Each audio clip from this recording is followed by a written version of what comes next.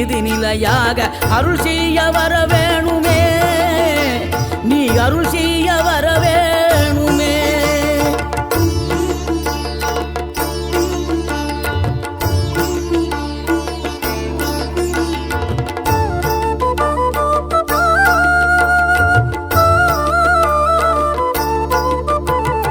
இகழ்தலையும் புகழ்தலையும் ஒரு முகமாய் கருதும்படி செவி உரைத்த முத்து குமரன், நீ வறுமையையும் வளமையையும் சமநிலையை உணரும்படி மதி கொடுத்த செல்வ குமரன்.